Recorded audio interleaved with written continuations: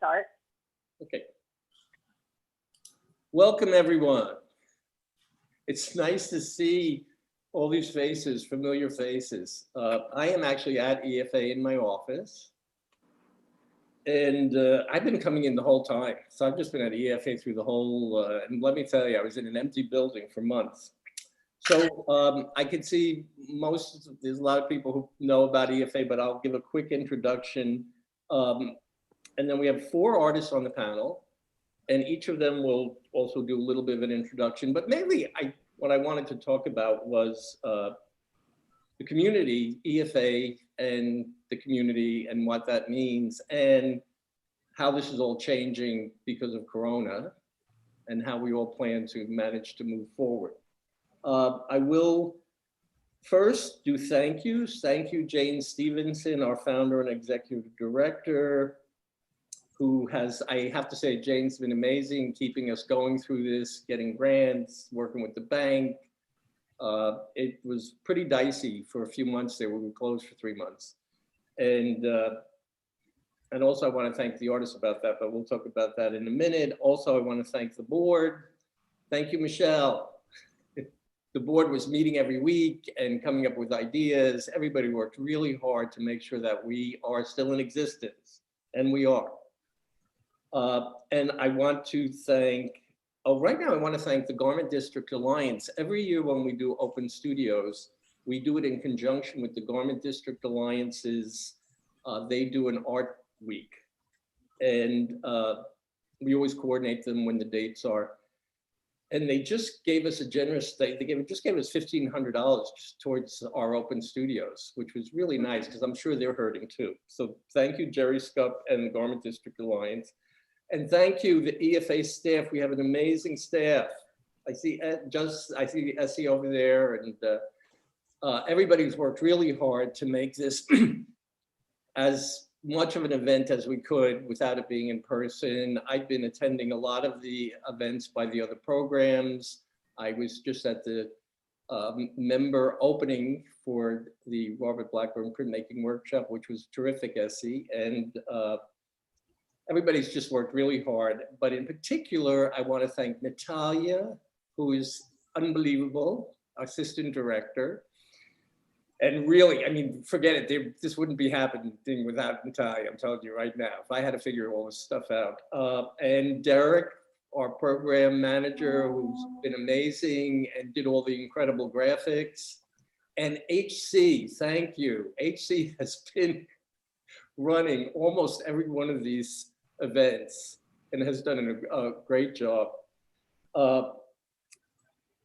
I'll just quickly, most of you know me, I'll make it really fast. So I've been working in the New York art world. I started in 1981 working for the Dio Art Foundation. At this point, I have 4 jobs. I teach a class at Pratt Institute. I curate shows. I exhibit my own work, all of which is great. But as I once told at a board meeting, and Jane, and I said, but I only carry 1 card on me. And that says director of the EFA studio program. This is my most important job.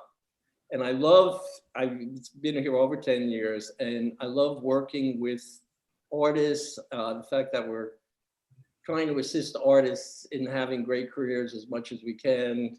So that is my main job. I also want to say right now, so that's the thank yous, that's about me. We're going to get to the artists. When we found out that we couldn't do open studios in person, which we figured out a while ago, it was clear. I will admit that for a minute, I was a bit relieved because it's a huge amount of work. You know, putting together this 3-day event, you can ask Natalia, you know, getting 30, 40 volunteers, getting the donations, it's a lot of work. So for a minute I thought, oh, you know, taking a break might not be so bad. I am so missing open studios. I mean, this Zoom thing is not the same thing. I'm looking at all of you. Normally, I'd be giving every one of you a big hug and a kiss. Lieselot gets 3 kisses because she's Dutch. I'm just saying, like, when I think about the energy that's generated during those 3 days, all the people, I spend most of it standing out front and in the lobby, smoking cigarettes and giving everybody, all the people, all the art world people I know, big hugs and kisses. I didn't realize how much I would miss it. As this is happening this week and we're doing all these Zoom things, it's like, wow, Corona has made me really appreciate the most basic things we take for granted. Just to be able to give somebody a hug. I'm really missing it. And our closing party and bringing candy around and all the stuff that I've been doing for the last 10 years that is not happening now. So I'm sending you all a virtual hug and kiss out there. I would like to now introduce, so we have 4 artists I asked to be on our panel, all of whom have different relationships with EFA. Some have been here for a while, and we have Alan, who's just one of our new members. So it's Alan Ball, Sui Fei, Lieselot van der Heijden, and Patricia Layton. And I tried to get a little bit of a mix. I do want to say a little bit about the studio program, although I know most of you know it. We are somewhat like a residency in that we do bring in curators. We try to do the things that residencies do in terms of connecting our artists to the art world. I say bringing people in. Of course, the big, the open studios. We do plenty of parties. But I say you get in for 2 years. And I also just want to mention, we have lost quite a few artists because of Corona. And luckily, I've been managing to refill the studios, but it's kind of been a tough thing. But it's a great community, which is, I say, one of the things I want to talk about. But right now, why don't we just go, should I just do it alphabetically? And I just thought I would like each artist to introduce themselves. And what I asked them to talk about is just, tell a little bit about who you are, and certainly about your studio practice. Another great thing about EFA that we're all very proud of, it's an extremely diverse community. We have over 30 countries represented, every race. Again, it's all New York-based, really sophisticated artists, and which was the whole point of the program from the beginning. It was meant for professional artists. The benefit of being in this building in the middle of Manhattan, where it's easy to get art world people here, it's such a benefit to professionals that, which is why we have the renewal process where every 2 years, you really have to prove that you're still making work and being a professional artist. We don't want anybody up in a studio hanging out or wasting time or making paintings for their friends. This is really for pros. And that said, here we have 4 pros. So Alan, why don't you go ahead first? And I did ask, the only thing I asked was that you'd say where you're from and how and why you're in New York City. Because one of the big things about EFA is that we are in the middle of Manhattan, in New York City, the center of the art world universe. So, it's a big part of what our identity is. That, and again, the extremely high quality and sophisticated artists that we have. I'm sorry, I'm just gonna say it. It's a very glamorous place. And usually open studios is really a glamorous event. It's all that Tito's vodka. So anyway, so Alan, why don't you, I say, if you just do that and just, I say, about your studio practice, but also where you're from and how you ended up in New York. Okay. I'm from a small town in Florida called, in Northeast Florida called Green Cove Springs. It's a rural, I grew up near a phosphate mine, which is part of what informs my studio practice. So I got to NYC because I wanted to go to Pratt Institute, and I went to Pratt, I interned at EFA, and I just never left. I kind of fell in love with the place, and I feel like that's kind of what happens a lot. And my studio practice, I work with speculative futures. So I speculate about what's Earth's climate going to be like in 500 years, 1,000, 10,000. And I use a lot of soils and dirt and found objects and decayed matters. I work with a little bit of installation art, and I do a little bit of land art on the side as well. For benefits of being at EFA, I think the community is number one. There's a great community of professional artists. I don't think anyone in the building, you could call. I don't think anyone isn't a professional in other words. You know, it's really, really amazing.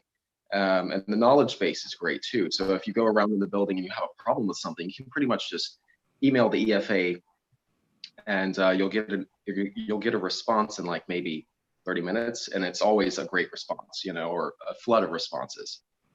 I think Corona has, in some ways. Alan, we're going to get to that. You're answering all the questions at once. Okay. I'm just running. I just wanted you to introduce yourself, and then I said we're going to get to Corona. We'll get that to that. Okay. But thank you.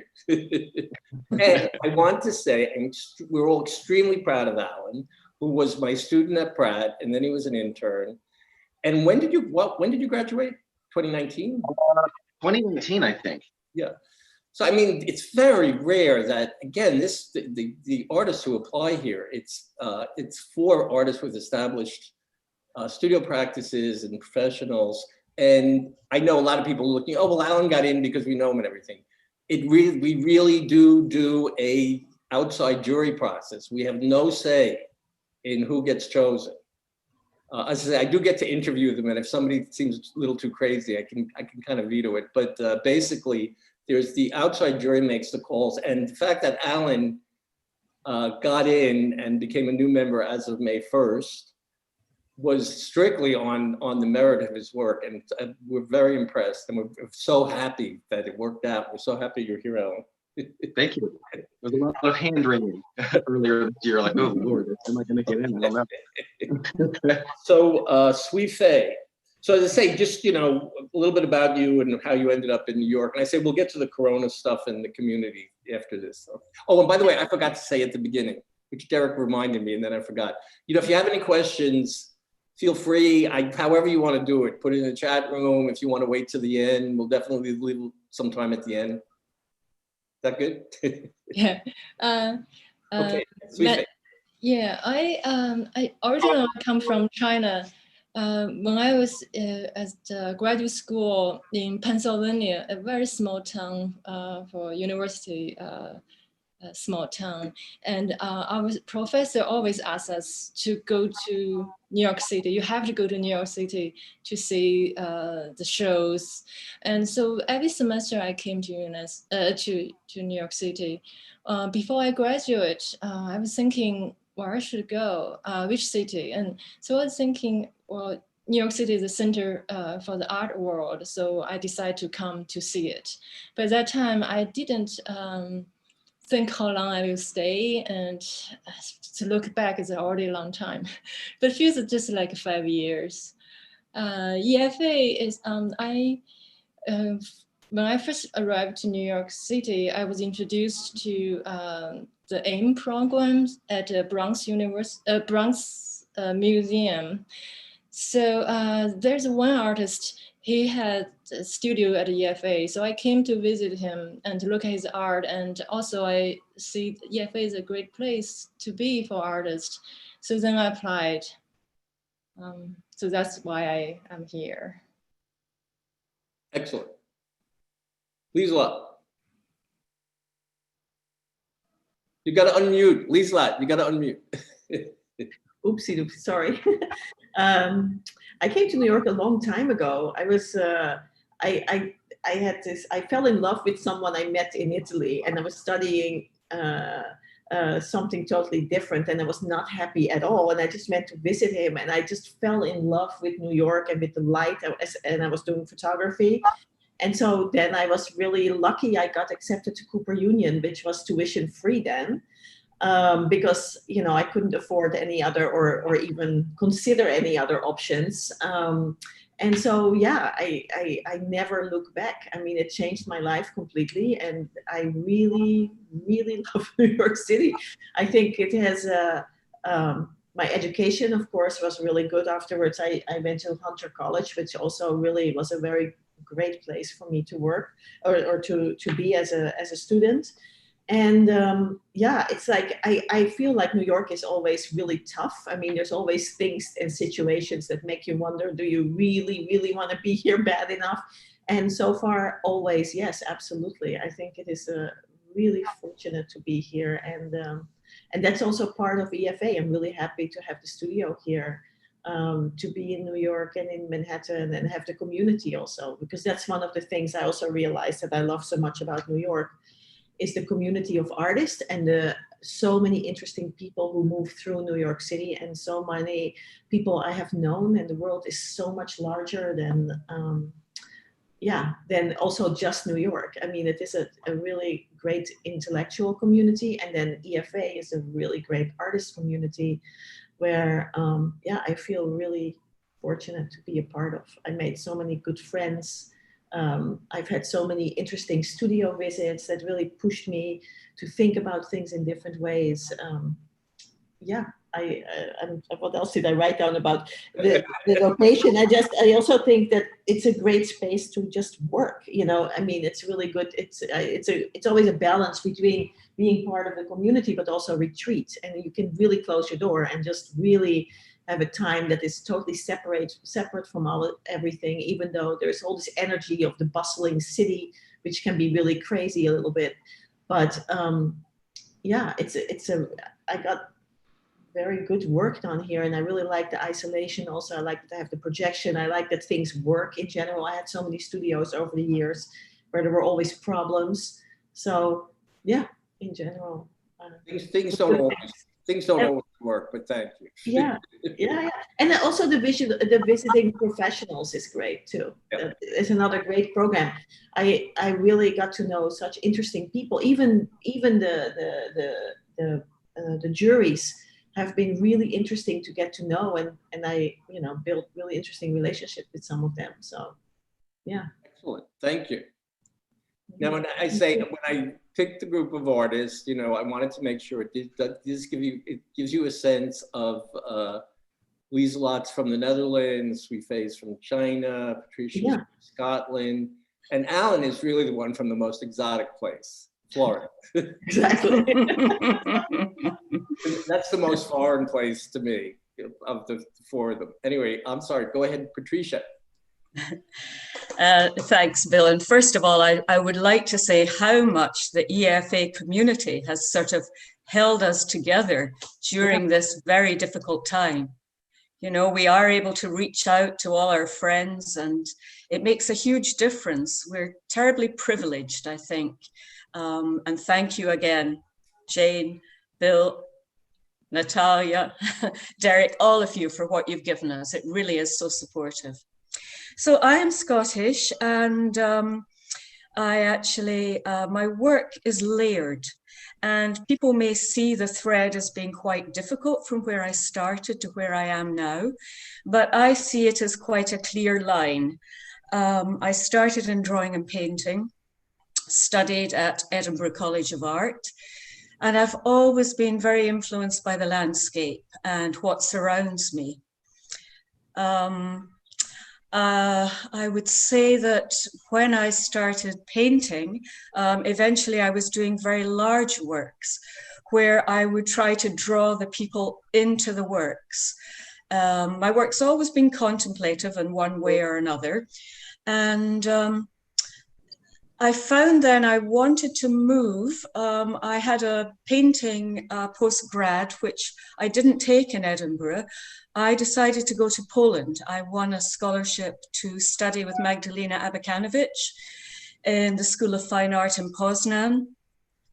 I had seen an exhibition of hers, and I loved the power and texture of her works and how you could somehow move into them and they would surround you. And I realized that's what I've been trying to do in my painting, sort of surround people. So I studied with her for 2 years.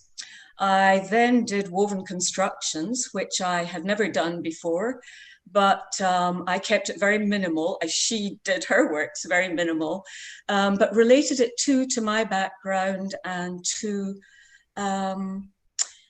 ancient sites have always interested me, and that too follows through my work, no matter which way I do it, whether I work with my forms, I believe, relate to that sense of timelessness, whether in painting or drawing or in public art, which I do.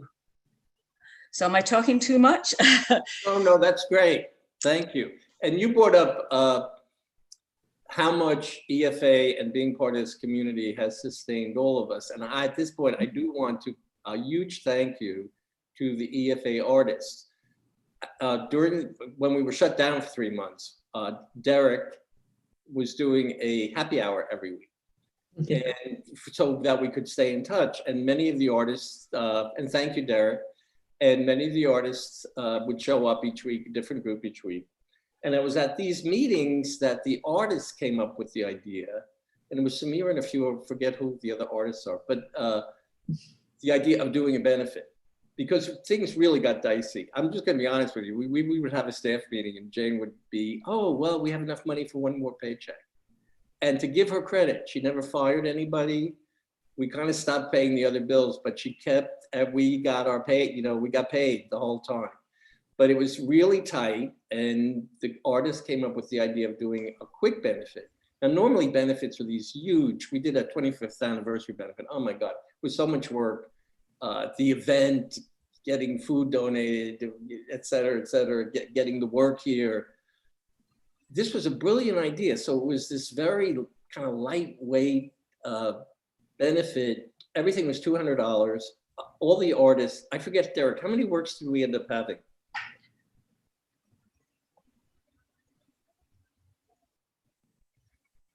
Can you, oh. Yeah, I actually don't remember right now, but I think it was over 100. It was over 100 works donated by the EFA studio artists, but also by artists connected to Robert Blackburn and the project space. It was incredibly generous because there was no piece in there that really should have been sold for $200. But it made for a benefit that people could, in the middle of Corona with all the distractions, people were willing to do the $200. The artists, we never had to deal with the work. The artists would then ship the work themselves. So when somebody, it was all online, and when somebody bought something, the artist would ship it. So, I mean, it was an incredible thing. And I really just want to thank the artists. And we made like $25,000, which kept us going. Then we asked the artists in the building, though we were closed and they didn't have access to their studios. Well, actually they did, but I would only tell people, their key actually still worked. But we asked if they could keep paying anyway, those who could afford to. Now, many of them immediately lost income, but that if you could afford to, you know, pay, when we closed in April, we'll go ahead and pay April, even though we're really not charging you, and then we'll credit it to when we reopen, which is what we did when we reopened in July. So it was really the artists who got us through those 3 really difficult months. So again, and that is really community. This is a very generous community we're part of. Luckily, by July 1st, we reopened. We started having income. And again, thanks to Jane, we got one grant for $240,000. Like suddenly we got a bunch of grants, which is why we're okay now. But it was the artists who got us through that period. Now, I want to talk about, oh, I'm sorry. Can I make one shout out? I have to say, Derek did a ton of work on this, actually. A ton. I have to say, he really pulled it together. I mean, the artists all did a lot, but it's Derek who really, made it work. Yes. Thank you, Derek. I want to say thank you. Thank you. Also, HC spent a lot of time on this. So shout out to HC. No, HC. Too, yeah. No, thank you. But anyway, I say we're still here, and if anything, I feel that sense of community more than ever. Okay, I wanted to talk about Corona, but just a quick question, because since I asked about you coming to New York, how do you think that changed your studio practice, your work, or your career? Or I'm just kind of curious in terms of being in New York. Anybody want to volunteer of our 4 panelists? I mean, Alan, this is still new. You're still pretty new with this. For me, I ended up doing more applications for things. So I would stay home and just look over things to do applications, rewrite my artist statement, and then I got one of my friends lives in California, and I thought she needed to, like a cabana built, and I used to be a carpenter when I was in high school. So I thought, oh, well, if I build this cabana for you, fly me out there and I'll stay for a month, so it'd be like a trade-off so that I could do this art off-screen installation on her property out in the Mojave Desert. And it all just kind of fell into place. So I ended up doing this public art installation, land art installation for free out in the desert with like zero budget. So that's how it's kind of affected my studio practice in like a kind of a very hustly way. So I've had to hustle a lot more, So no, New York forces you, man. You got to be at the top of your game. There's no good. Yeah. And then Patricia Lieslot or Sui Fei, I mean, I'm also wondering if it's affected the artwork you make. Well, when I first came to the States, it was by invitation from the Jurassic Foundation. They invited artists at that time, and you had a longer stay. I had a 6-month period there. I had never done an outdoor installation until I went there. So that actually was a very good lead into the work I'm doing now. And of course, I was doing ephemeral work there. And I met Del, who had a studio in New York. And so that gave me the opportunity to explore New York and come to New York, which has been, I mean, here you really are involved in the real art scene where you can go and see exhibitions, museums, meet artists, interact. It really was an amazing opportunity to be able to come and be here. And my work has also, I think, at that time, there wasn't so much public art going on in Britain. There's more now. It gave me the opportunity to think on a very big scale. I also traveled the country a bit. And it made me realize how much I wanted really to do works related to the land and to the landscape. And I had the opportunity at the EFA to meet a lot of people and follow through that way. Excellent. Sui Fei. Sui, you want to go? Yeah, when I came to New York, I had my ideas, but during this time I stay here, my work really developed. For instance, my background's painter, but while I stay at EFA, I experiment photograph, printmaking, bronze casting, outdoor installation, even recent plaster casting. All of this, I have to say, I learned from the member artists. This is new when I take on the new media, which is developed for my current series, and it's hard for me to learn. Like I don't even know where to start. But luckily at EFA we have all kinds of professional artists, and I can go to ask. And they're very generous, and including Del and Patricia, and help me for the outdoor installation at the Socrates Sculpture Park. I get feedback, and I also technical questions, and they can give me some answers. Or I find just I think it really helped me develop my work. So I really appreciate being at EFA, and I think I'll keep branching out. I'm always impressed at how generous the artists are with each other in so many ways. Yes. Lieslot, how has New York affected you? Well, New York really affected me because when I came, well, it was also before I really started a serious education in the arts. I came really as a photographer, and I was pretty good with it, but it was really more conservative. That's all I knew. And then just being at Cooper Union, getting exposed to sculpture, but really in a very conceptual way, and video and photography in a really different approach to the medium was really formative for me. I mean, I'm still always interested in working with video, with installations, or having kind of physical interaction and how it affects the way we see things, and that I can also do in the studio. I mean, it's never as big as the ideal space or whatever, but at least you can really experiment and try things out before you have the physical exhibition. So yeah, New York, it's also the energy of the city. It's also having a much broader, I think what this really was very good for me, if compared to if I would have stayed in the Netherlands, even though the Netherlands is really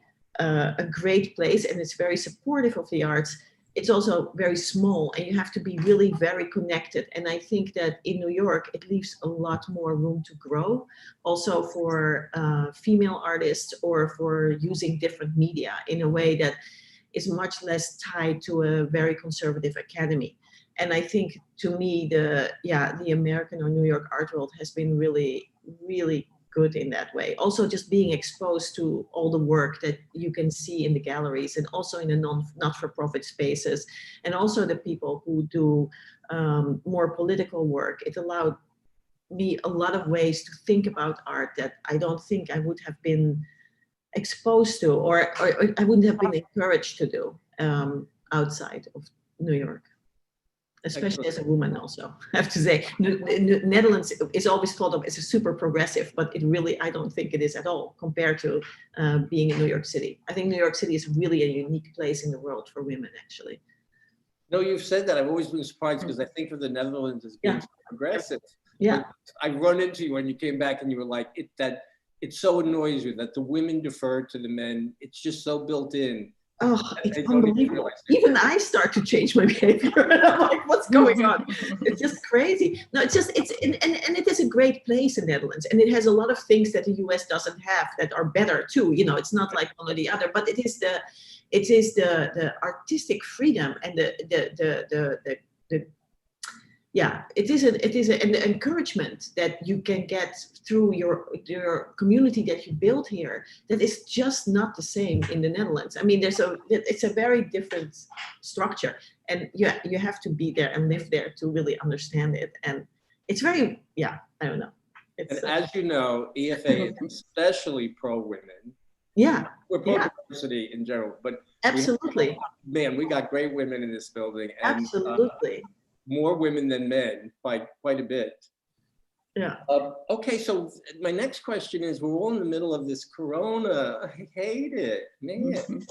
So I'm just wondering if anybody wants to talk about, I just gave you a little description of what went on with EFA in the terms of the way Corona changed our lives here. And obviously here we are on Zoom for Open Studios. The other ways it's changed in terms of, I mean, thank God, I curated that show in the project space, and thank God we got that done in that last big party for the Armory Fair.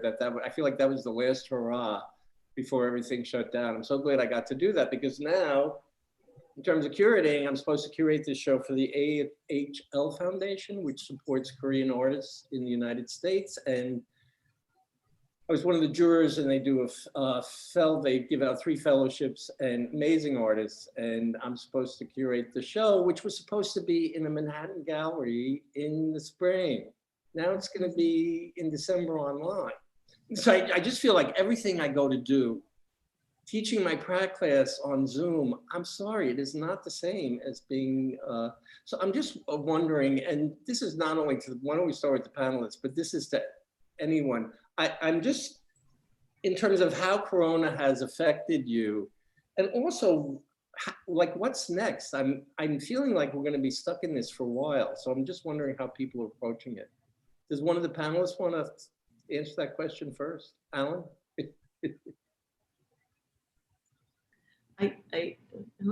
Alan's saying something? Can you hear me? Oh. I'm sorry. Oh. He's muted. Oh yeah, I was muted. No, I was just asking how Corona has affected you and how you're dealing with it as an artist. For me, it's mostly I've been staying, been going to the studio recently, but I mean, I couldn't go to the studio at all when the full shutdown was going on. So I was just applying to a lot of things and didn't really get any of them. But that's kind of the story of applying to things. But it was a lot of research. I just did a lot of research. What do I really want to do? What I really want to accomplish? And this recent trip to the Grand Canyon was one of those that I planned for, so that I could actually get a lot of new materials. You know, not in the national park or anything, but outside of the national park, I could go and collect more soils and clays and things. But it's really affected my bottom line because it's hard to. Because I do a lot of hustling to try to pay for everything. And I'm a full-time artist to do that. So when I have a really sharp shortfall like this year, it really affects your bottom line where it's like every month is like, oh, I need to do the XYZ to try to pay the studio and my rent. And, you know, so it's a lot harder this year. Thank you, Alan. Yeah. And I would like to say, I mean, it's been quite a shock actually for me, because a lot of the public projects, or there was a project in London going on where I was assisting with that project at the Tate Gallery for Magdalena Abakanovic. And that has been postponed till 2022. Various outdoor commissions have been delayed. So you really have to take a look at how you then continue your work. But in some ways, I think an artist needs to have this introspection that you don't always necessarily have time for. So it gives you time to really start to focus on what you are trying to do. And for myself, and we've had conversations in our floor, Lisa, I see you there. We've had conversations about this, about people are affected in so many different ways. I mean, artists that live almost in their own bubble to a certain extent. So I think for us, it's maybe more easy than it is for people in other, where their sort of structure of their life has collapsed. We're used to going inside and outside.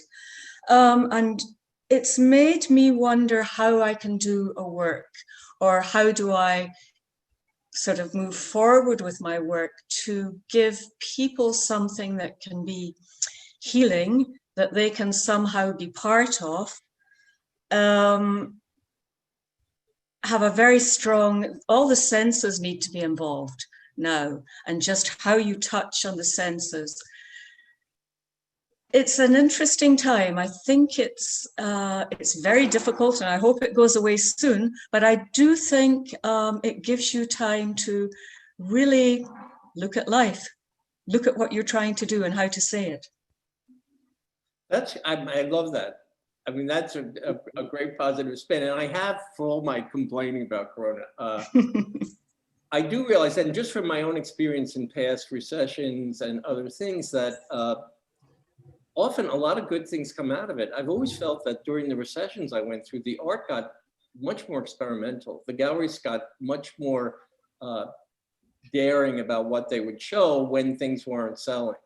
So I say, I've experienced that where, oh, well, good things. And even personally, those months where I was just home alone, two big things came out of Corona: my hair and Instagram. I got forced to be on social media, which now I love it. It's like, why wasn't I doing it before? But one of the things Instagram forced me to do was I was spending weekends. I never looked back at old photos. I'm just not somebody, or my old artwork. I basically I went through everything, and it was like I reevaluated my whole life and learned a lot from it. I was really surprised at the way things connected from one part of my life to the next. So I have to say that, you know, I know there are good things that will come out of this. And as you say, for artists, this is a time to stop and be introspective, and for us all to rethink things, like what's really important. Mm-hmm, These a lot. mm-hmm. Yeah, I completely agree with you and Patricia about, you know, standing still, and how a lot of other things and narratives come up, and how you can be in retrospective of and internalize some of the things that you have been doing or what you want to do for the future. Not being able to do something also shows what's really important to you and what you're really missing, you know. I worked with a lot of my old photographs also, and I really started to play and make collages and did a lot of things that I haven't done at all before either. And I have to say, I really love your old photos, Bill, that I see on Facebook and stuff. It's just really great to see that side of you. I had no idea. I have not really been publishing much, but I just have been looking at a lot of the old photos and also really thinking of many different ways of using space through the photographs, because one of the things I really, really miss is the real space, the physicality of art and the physical interaction with art. I have to say that is the hardest thing, and I'm really, that's why I'm so happy to be also back in the studio. So it's not all just, you know, on a screen and everything you do and just proposals or whatever, but to have actually the physicality and play with it. But that's what I really miss in terms of the galleries. I've gone to a little bit, but I'm still kind of careful. And I'm worried about that for the future, because this is something I really want to keep in my work. And of course, I'm thinking creatively and thinking of all kinds of ways in which the work can exist without a kind of physical installation component. But it's something that I really think is a real loss. I'm actually feeling even more determined to find ways to figure out how to continue that as part of my practice. Because I could do things virtually, and I will, and I am, but I really like the physicality, actually. I think it's really important. No, because seeing a work of art in a photo or on the screen, it's not, and there's something about the presence of, I've only been to one museum about 2 weeks ago. I actually went to MoMA. First of all, it was great. There was nobody in there. I'm standing in front of Starry Night in an empty room. I mean, when do you get to do that? But it made me realize, oh yeah, that is why I live in New York. Exactly. That I can, you know, I'm not looking at Matisse's Dance One in a book. I'm standing in front of it. The power of that, his life force is just literally his touch. It's all in that work. And I just had the best time. And I say it was such a reminder of how important it is, you know, to see art in person. Yeah. I'm wondering if after this Corona thing, in fact, there's not a big move towards really physical work. I think there's going to be a backlash. I hope so. I really hope so. I went to Mesmota and saw James Turrell over the summer, and it was really profound. I haven't been back to the MoMA yet, but I really miss it. Yeah, I went to catch the Donald Judd show before it closed, but then I was with Elizabeth Harris, you know, my friend and dealer, and we just spent hours. It was just so great to be in there. It was, you know, we went through the modern collection, and it was great. So, Sweet Faye, how is Corona affecting you? Yeah, since the studio closed, I bring some materials home. So I made works that I consider that I can work in the home environment. So I did a rubbing, which I can only need rice paper, a little bit of ink, and a small space, so I can work on it. But I have to say, the first couple months, I felt very hard to concentrate, and I was not productive at all. And this is very difficult for everybody. And but later, when the studio reopened, I started to come back, and I felt I was able to make my work again. So definitely the coronavirus gave us time to catch up things that I never had time to do. Like in March, April, I organized some files and do something that I in the past I thought it was my time to do, and but also, yes, I examined what I'm doing of my work, and so I think it's. I examined our relationship to nature. I think is for me. I think it is very meaningful for me to keep exploring this, and so I develop some works in this direction, and I already planning to do some metal sculptures and finish my plaster casting. And yes, I think this pandemic is very difficult for everybody, but it will be over anyway, sooner or later. And so we'll continue to work. Excellent, thank you. So we have a little bit of time for questions, or if anybody else wants to comment on how they're dealing with Corona. And what's the best way to do this? Do people just speak up? Sally, tell us how you're doing. Hi, Sally. You got to unmute.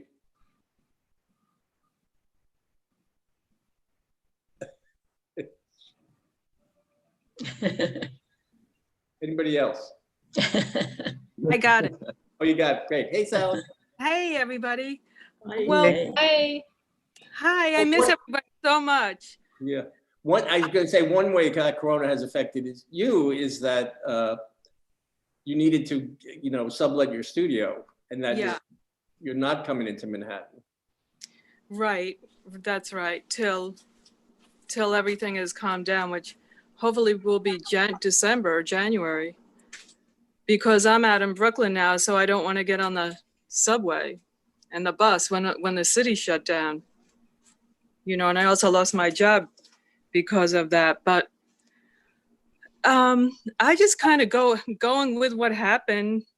As artists, we kind of have our own world anyway, a little bit. But honestly, I keep on forgetting what day it is. I'm serious. And then I forgot what month it was. But first it was the days, then it was a month, but now it's the days. What day of the week? Yeah, is it Tuesday or Wednesday? So my sense of time has become a little strange. So then when you bring that up, that's one of the things about this. I realize how normally my life is very structured. Yeah. Seeing this one. When I think back on these last months, it's just this kind of weird blur of just day to day. It's been very disorienting. I have found it very disorienting. It seemed to happen so quickly too. I mean, I went to work one day and then they said, then the city shut down. 2 days later, it's very strange. No, I've lived through a lot of things, but boy, this is whoa, huge.